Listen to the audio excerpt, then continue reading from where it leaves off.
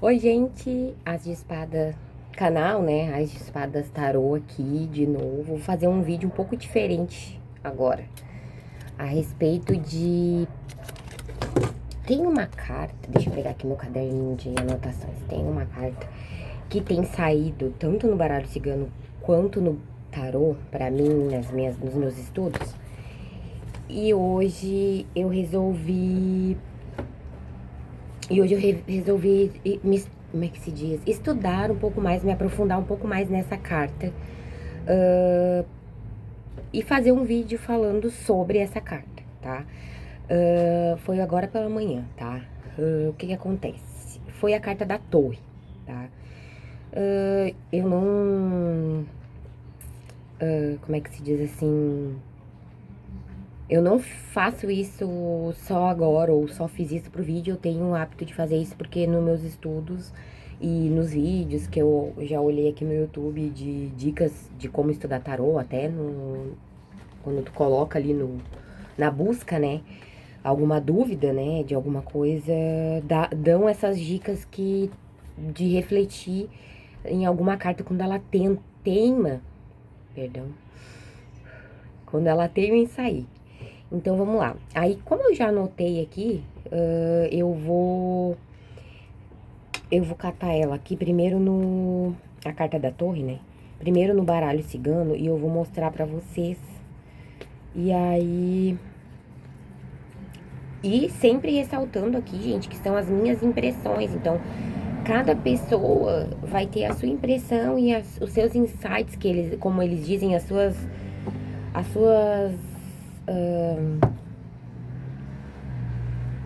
reflexões, impressões sobre a carta, né? Vai ter aquela mensagem para cada pessoa, vai ser diferente.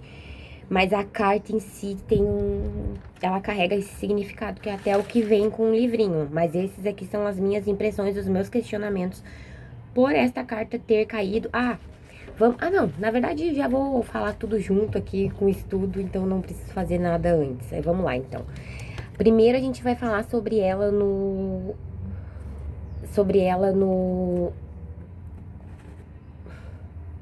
baralho cigano, perdão. Aí. Então é o seguinte, vou deixar aqui assim, mais ou menos. Isso. Ó. Quais foram as minhas impressões no dia de hoje até agora, tá? A primeira coisa que eu prestei atenção foi o número da carta, tá, pessoal? O número da carta da torre no baralho cigano, ela é 19. 1 mais 9, 10, tá? O 10, a carta da roda da fortuna. Até eu não... me veio agora isso, tá? Não tinha vindo antes, que é a carta da roda da fortuna. Que tu também relaciona com o carro, com a carta do carro, né? No tarô.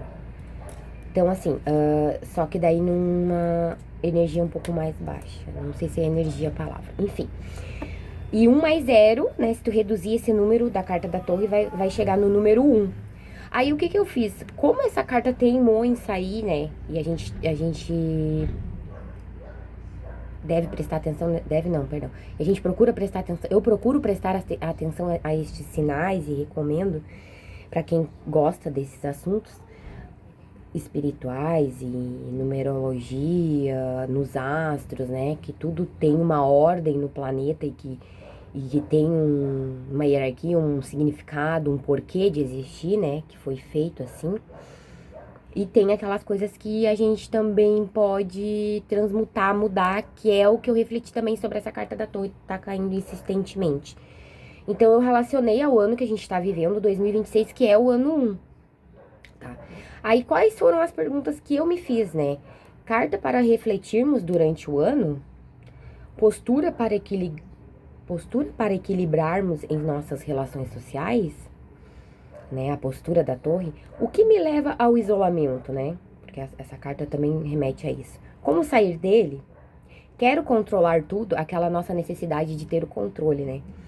Respeito autoridades? No que eu sou um exemplo, né? Tanto no lado bom quanto no lado ruim, né? Então, a carta da torre, para mim, me leva a refletir sobre isso. Entre outros questionamentos possíveis a cada um de nós, né? Então, quando trata-se de energias relacionamentos sociais, decisões familiares, conflitos internos, né? Porque a carta da Torre também fala do nosso interior, fatores reais externos, né? Ou não, né? Fatos reais, né? O que depende da gente, o que pertence ao outro, tá? Qual o limite do respeito, né? E qual a nossa perspectiva, quais são as nossas perspectivas diante dos fatos que nos causam incômodo, né? Então, assim, por que isso está me incomodando? O que tá me chamando a atenção? Por quê? Qual é o mal disso? Ou qual é o bem disso? Ou qual é o sentido disso? Desse incômodo que eu sinto ao ver tal coisa, ao escutar tal voz, ao escutar tal pessoa? Por que isso, né? Reflexões que me vêm à mente, tá? Como cuidamos disso, né? Como tratar isso, tá? Aí outras reflexões que vieram a partir dessa carta, né? As palavras que vieram na minha mente: isolamento, proteção, né? Casa dos pais, né? Lar, cuidado, né? Solidão, solitude. Então, aquela coisa entre a solidão, o limite entre a solidão e a solitude, né?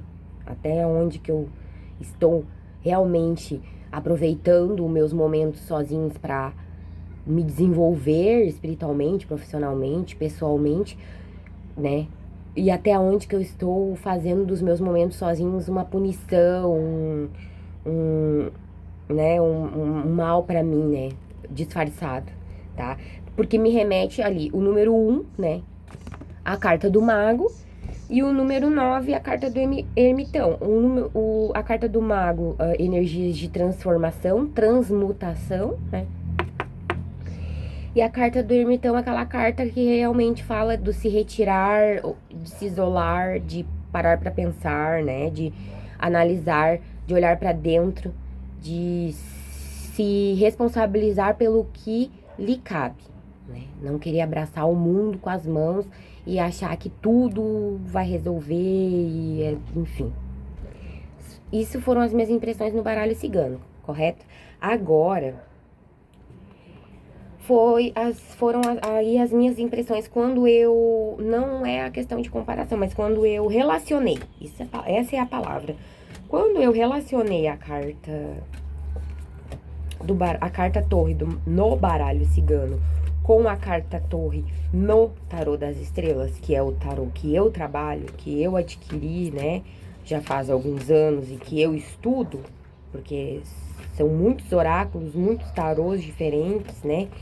Eu espero que eu esteja desempenhando um bom estudo aqui com esse oráculo maravilhoso, né? Gratidão a quem criou, né? Que foi o que abriu as portas para mim na espiritualidade, para os outros oráculos que eu ganhei dos meus pais, tá?